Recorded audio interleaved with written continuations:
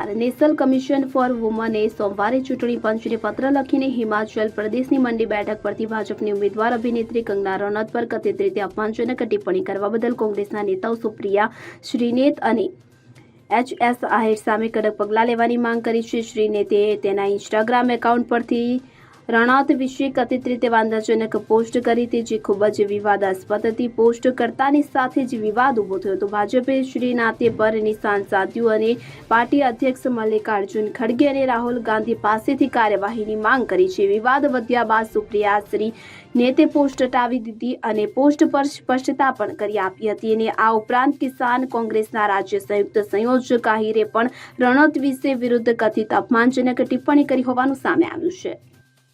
Bureau report CN24 news. હવે જુઓ દેશ દુનિયાની તમામ ખબરો તમારી આંગળીના ટેરવે.